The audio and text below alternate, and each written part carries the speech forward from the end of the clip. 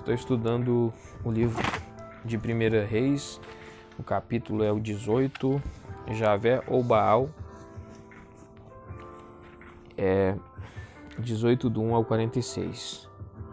A disputa entre Javé e Baal é retomada no terceiro ano. José fosse Tamenandro quando diz que houve uma grande seca de um ano no reinado de Et-Baal de Tiro.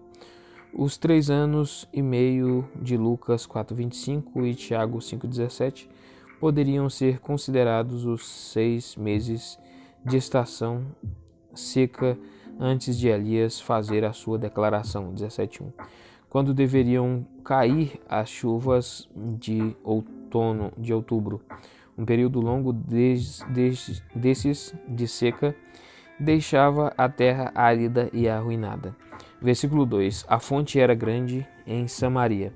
O rei e o seu assessor participam da busca por capim. Será que os cavalos do rei recebiam mais cuidados do que os súditos moribundos? Versículo 1. Vá apresentar-se a Acabe. Esse ato exigia coragem por parte de Elias, que foi possível somente em virtude de sua fé na promessa de Deus. Enviarei chuva. Versículo 3. Obadias, o responsável por seu palácio, o mesmo título é usado em 4,6. É apresentado como javista que usou a sua posição para atenuar as tentativas de Jezabel de exterminar os profetas do Senhor. O texto não nos dá detalhes das tentativas dela e pouco se sabe dos profetas que foram poupados e de sua relação com Elias. Provavelmente eram profetas cultuais associados aos santuários javistas ou mantidos pelo rei. Obadias parece desconfortável na presença de Elias, atestando com exagero a sua fidelidade e mostrando-se incapaz de compreender a situação. Talvez a calamidade o tivesse levado a um quase colapso nervoso. Talvez não estivesse com a consciência totalmente tranquila em virtude de sua posição de assessor do rei. A busca de Acabe por Elias resume 3 anos de temor crescente e o rei teria prazer em extravasar de maneira ilógica a sua frustração sobre o mensageiro do desastre. Elias responde ao desabafo angustiado de Obadias com a simples garantia: juro pelo nome do Senhor dos Exércitos, a quem eu sirvo, que hoje eu me apresentarei a Acabe. Versículo 15. Acabe saúda Elias como o perturbador de Israel, com a estupidez comum que não consegue olhar diante do juízo e enxergar as causas morais. Elias preencheu o que Acabe tinha omitido. Você e a família de seu pai abandonaram os mandamentos do Senhor e seguiram os Baalins, e propõem uma disputa diante de todo o povo de Israel. Versículo 20. O Monte Carmelo era o extremo ocidental de uma cadeia de montanhas cujo domínio havia sido disputado por Tiro e Israel.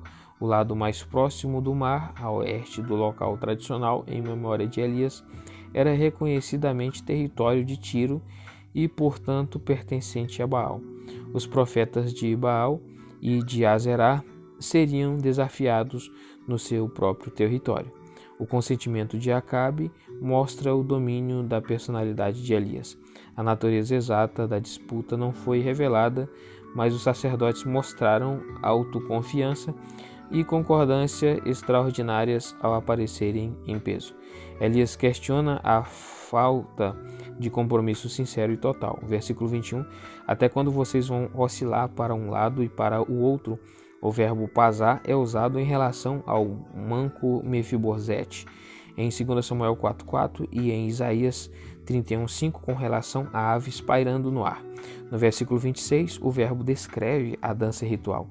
A figura talvez seja de um aleijado caminhando com muita dificuldade com a ajuda de 2 muletas, ou de uma ave esvoaçando de um galho para outro. A lógica intransigente: se o Senhor é Deus, sigam-no, mas se Baal é Deus, sigam-no. Foi um golpe duro na base da cultura da mente aberta e inclusiva que Acabe estava promovendo. As implicações do monoteísmo só são compreendidas lentamente. Vê Ezequiel 20:39 e Mateus 6:24, para obter outros exemplos desta lição. Versículo 22, eu sou o único, talvez seja uma referência a esse confronto específico com os muitos profetas de Baal, ou pode ser um comentário acerca da natureza corrompida dos outros profetas, professores de Javé.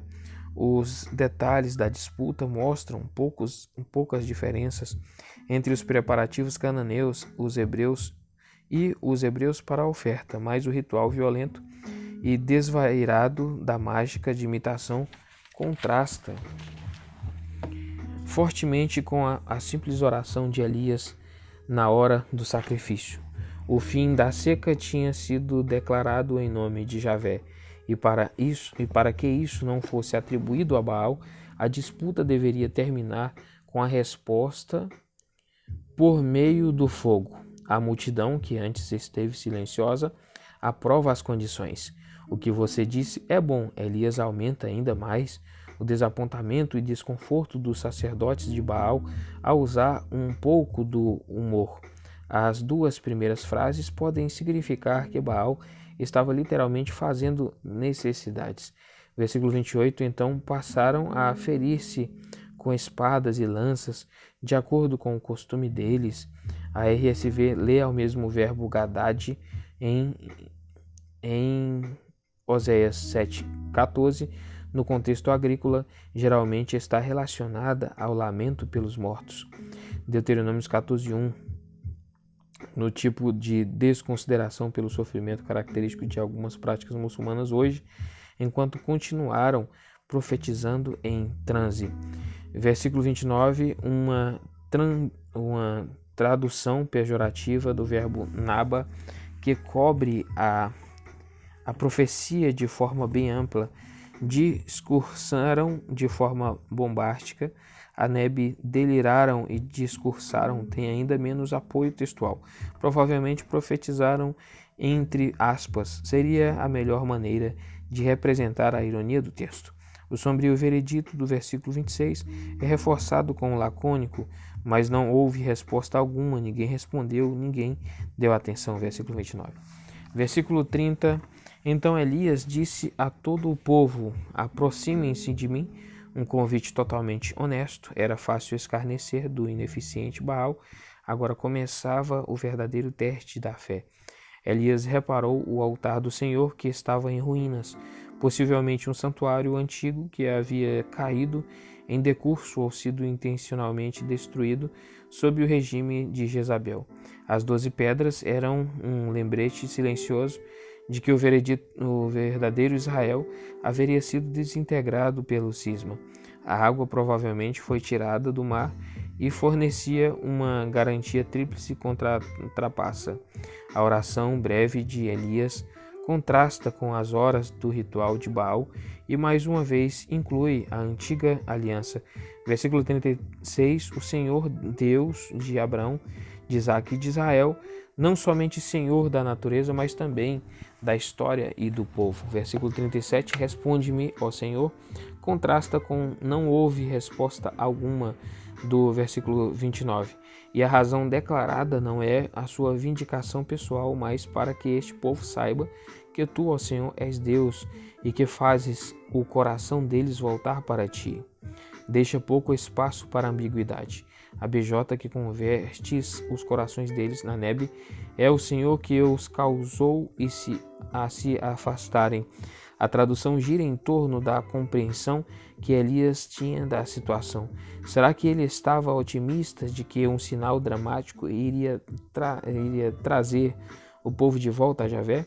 É mais provável que Jesus, em João 2:23 ao 25, que ele estivesse desesperançado de qualquer arrependimento genuíno e só queria que eles soubessem que a sua decadência não poderia ser atribuída a Baal ou Jezabel, mas que era obra de Javé e que era resultado inevitável do fato de eles terem rejeitado a antiga aliança e o primeiro mandamento. Versículo 38. Então o fogo do Senhor caiu em tal demonstração de poder que o povo expressou a única reação possível: o Senhor é Deus. Versículo 39. O destino dos profetas de Baal. Versículo 40. Não era imprevisível. Eles e o povo sabiam da aposta que estavam fazendo. A liderança de Elias na defesa da aliança feita no deserto levou a sanções severas incluídas naquele pacto. Deuteronômio 13. A vindicação de Javé não estava completa até que viessem as chuvas, e Elias agora envia o seu servo, mencionado pela primeira vez na história, para olhar pelo sinal da chuva pesada. A sua atitude pode ser de exaustão emocional ou é a frase orou outra vez de Tiago 5,18, quando finalmente aparece a nuvem tão pequena quanto a mão de um homem. A alegria da vitória lhe dá forças para correr os mais de 25 quilômetros até Jezreel como arauto do rei. A vista a Horebe, 19, do 1 ao 18. Versículo 1. Acabe contou a Jezabel, e a notícia só a enfureceu ainda mais contra Elias. Não é de admirar que Elias teve medo e fugiu para salvar a vida, assim obtendo o desprezo de comentaristas insensíveis. Não foi fraqueza e covardia, mas puro realismo que produziu a sua fuga, primeiro para Berseba e depois para Horebe. Se o seu pedido tira a minha vida, mostrou autocomiseração inadequada, a sua análise foi equilibrada. Não sou melhor do que os meus antepassados. Era um aspecto verdadeiro em relação a conduzir Israel de volta à fé. A mensagem de Jezabel era a dura realidade, a declaração amedrontada do povo, 18:39, não refletia o mesmo compromisso e logo se desvaneceria. Por sua vez, Javé novamente cuidou do seu servo cansado. Versículos 5 ao 7. Um anjo. Essa tradução obscurece a ambiguidade do termo hebraico malak, mensageiro, no versículo 2. Um aldeão generoso poderia ter feito isso, a não ser que Elias precisasse de uma experiência mais transcendental para renovar a sua determinação. Versículo 8, 40 dias e 40 noites, lembra quando Moisés recebeu a lei. Êxodos 24, 18. Horebe, o monte de Deus, estaria localizado a aproximadamente 160 quilômetros, atravessando uma região árida. O local destaca ainda mais a volta ao local do nascimento religioso do povo de Israel e propõe a questão de como princípios universais e atemporais apresentados no deserto podem ser aplicados nas diversas condições cultuais de um povo agrícola bem estabelecido ou da moderna sociedade industrial. Versículo 10. Tenho sido muito zeloso na BJ, eu me consumo de ardente zelo.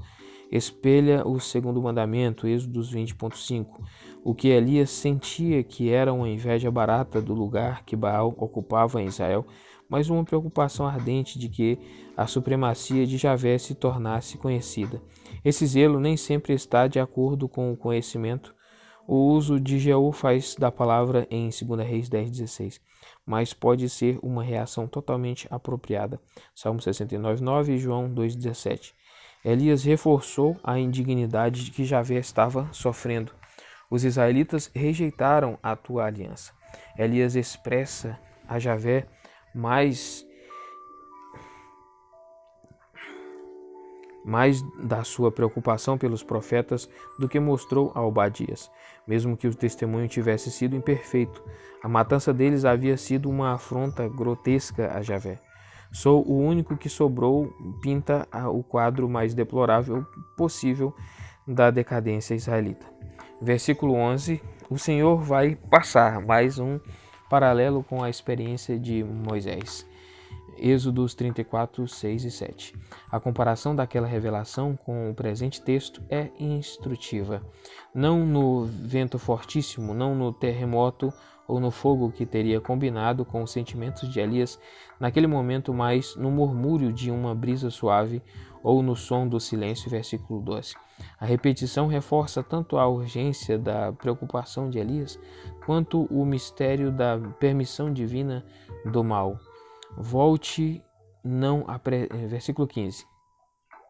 Volte não apresenta uma resposta ao problema teológico de Elias. O vento e o silêncio reforçaram a sua convicção da supremacia misteriosa de Javé. Ele deveria prosseguir agora como agente do juízo. O deserto de Damasco seria o esconderijo seguinte e a longa jornada de 480 quilômetros até lá o conduziria através de Abel-Meolá, versículo 16, em Manassés, perto do Jordão, versículo 16.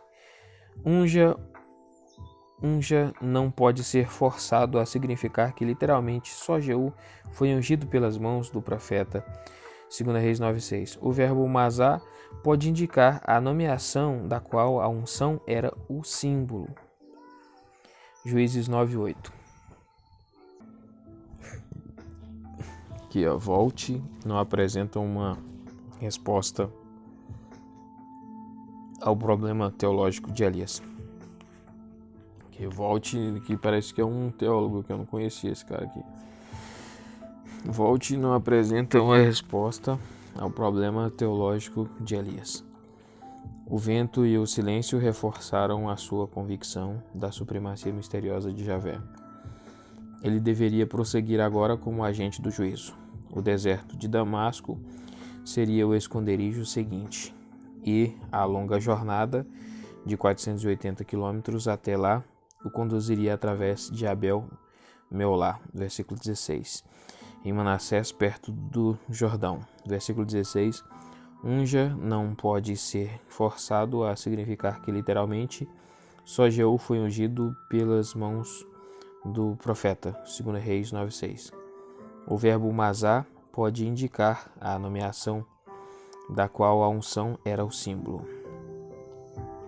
E Isaías 61 apresenta um paralelo do seu uso aqui por parte do profeta Eliseu, como também de Reis. Versículo 17. A espada de Azael infligiu sofrimento a Israel, depois da espada de Jeú, embora sejam apresentados aqui em ordem de ascensão ao reinado. Não está dito aqui que como Eliseu iria matar. Os flagelos provavelmente estão em ordem moral. Os homens poderiam sobreviver à conquista síria. Seria menos provável que se recuperassem da sangrenta guerra civil. Ninguém poderia escapar da rejeição divina que Eliseu simbolizaria por meio do fortalecimento do remanescente dos 7.000 em Israel, todos aqueles cujos joelhos não se inclinaram diante de Baal. Inclinaram, beijaram, cobrem todos os tipos de infidelidade, desde a adoração formal dos visitantes ocasionais que compareciam às festas em honra de Baal, até os sacerdotes que contorciam o corpo em danças rituais. Versículo 19. Então Elias saiu de lá, levando as instruções severas do juízo que estavam incipientes na lei que Moisés havia trazido do mesmo monte. Paulo, Romanos 11, 2:4, entendeu a profunda angústia, mas percebe que a esperança da restituição estava oculta a Elias. Em um deserto diferente, ele chegou a uma filosofia da história centrada em Cristo e viu a esperança além do lançar fora que Elias percebeu de forma tão vívida no Horebe. O chamado de Eliseu, 19:19-21. Versículo 19, Eliseu, filho de Safate, é apresentado como alguém de boa família, abastado. Se o campo precisava de 12 parelhas de bois para ser arado, era propriedade da família, e em condições de oferecer uma parelha para a celebração. Elias lançou a sua capa sobre ele, um convite simbólico para o discipulado. Não há paralelo nem conflito aqui com Lucas 9, 61 e 62. Eliseu não estava ansioso para oferecer os seus serviços, mas foi surpreendido com o convite. Elias trata Eliseu de forma meiga e participa da alegre celebração rural antes de partirem com a bênção da comunidade local, talvez alguns dos 7.000. Guerras e Profetas 20, do 1 ao 43. A história deixa Elias de lado por um tempo e trata das relações possivelmente anteriores em Israel e a Síria. Debates acirrados têm sido travados acerca da questão de se o Ben-Hadad do capítulo 20 é o mesmo ou o filho de Ben-Hadad a quem Asa pediu socorro, 15:18, e como os eventos podem ser encaixados no reinado de Acabe, ou se deveriam ser atribuídos a algum outro rei de Israel. Aqui pressupomos que o Ben-Hadad I, de 15:18, obteve alguma vantagem militar sobre Onri, 20:34, e que o seu filho Ben-Hadad II deu prosseguimento à política de molestamento nos anos intermediários do reinado de Acabe. O Tratado de 2034b continuou, confira 22:1, e foi fortalecido na aliança que os dois reis fizeram contra a Síria em Carcar no verão de 853 a.C. Depois disso, Acabe retomou as hostilidades para reaver Ramote-Gileade, talvez prometida, mas não cedida, e morreu lá em 853 a.C. Ben-Hadad II foi assassinado por Hazael aproximadamente em 843 a.C., 2 Reis 8:15. Versículo 1, acompanhado de 32 reis, uma confederação de cidades-estado e chefes tribais que pagavam tributos a um poder central, convocados contra a sua vontade para a campanha de Ben-Hadad e facilmente dispersos. A essa altura, Acabe estava reduzido à posição de vassalo. Que seja conforme tu dizes, ó rei, meu senhor, eu e tudo o que temos somos teus. A razão da sua resistência não está clara. A JB, em inglês, emenda o Talmud e traz: a sua prata e ouro são meus. Você pode ficar com suas mulheres e filhos. Assim, a mensagem posterior de Ben-Hadad baseia-se nesse acordo. A NVI, a RSV e a NEB seguem o Talmud, no qual o versículo 3 é uma reivindicação geral que Acabe aceita formalmente, mas mais tarde se ressente da sugestão de que a cidade fica aberta à pilhagem generalizada. Acabe consulta as autoridades de Israel e, com o apoio delas, se opõe à indignidade, mas não posso atender a esta exigência. O seu provérbio, no versículo 11, 4 palavras incisivas no hebraico, destaca as suas qualidades e enfurece o embriagado Ben-Hadad. A menção de um profeta, versículo 13, lembra mais uma vez a irmandade obscura de alguém de quem tão pouco se sabe. Já vista inabalável de forma nacionalista, ele quer que Javé seja vindicado contra os sírios hostis. Por meio da vitória na batalha, você saberá que eu sou o Senhor, sem conotações morais como as que Acabe estava acostumado a ouvir de Elias. A reviravolta dramática foi obtida por meio de táticas semelhantes às de Jonatas em Micmas, 1 Samuel 14. Um pelotão suicida de jovens soldados dos líderes das províncias sai como se fosse se render. Ben-Hadad dá as suas ordens arrogantes. Mas quando aconteceu que cada um notou o seu adversário, os arameus fugiram em pânico generalizado e a tropa principal, sob o comando de Acabe, completou a vitória e recolheu os despojos. Versículo 22. O profeta advertiu a Acabe que estivesse preparado para o retorno sírio na próxima primavera. Versículo 23. Os conselheiros do rei da Síria sugerem a desculpa ingênua de que os deuses de Israel estarão menos à vontade nas planícies. A força de guerra mais disciplinada traz comandantes experientes no lugar dos vagarosos reis. E a batalha é planejada para ser travada em Afec. Improvável que seja a Afec de 1 Samuel 29:1, perto de Jezreel, no coração do território israelita. Grey sugere uma cidade no lado sul do mar da Galileia, na estrada de Damasco para Bet-Sean. O homem de Deus, versículo 28, tem a mesma preocupação do profeta do incidente anterior. Vocês saberão que eu sou o Senhor, reivindica a autoridade de Javé, tanto sobre as montanhas quanto sobre os vales. No meio desse fiasco sírio, Ben-Hadad fugiu, versículo 30, mas encorajado a crer que os reis do povo de Israel são misericordiosos. A misericórdia reside, inclui lealdade à aliança, em vez de sentimentos humanitários, e os oficiais talvez tivessem em mente um tratado sírio-israelita anterior. A resposta de Acabe: ele é meu irmão. Versículo 32 mostra a aceitação de uma forma adequadamente atenciosa e que poupou Ben-Hadad da necessidade de se humilhar como os seus oficiais haviam feito.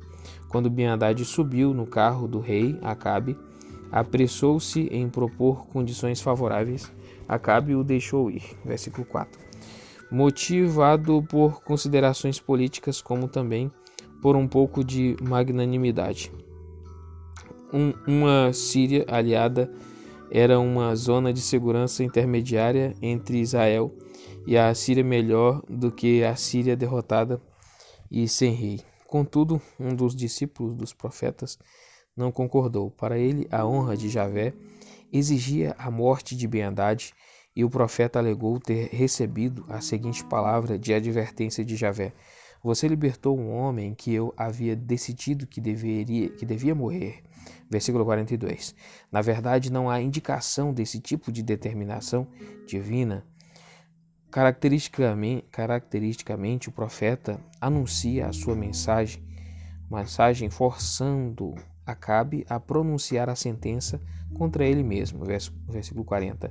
O incidente representado não era, na verdade, análogo, visto que Ben-Hadad não havia sido confiado a Acabe de forma semelhante. O fato de o profeta cobrir os seus olhos com sua testeira talvez tenha sido necessário para acobertar uma marca distintiva dos discípulos dos profetas. Daí o incidente lesivo que também lhe conferiu a empatia inicial do rei como o ferido da batalha recente. A maldição é a sua vida pela vida dele.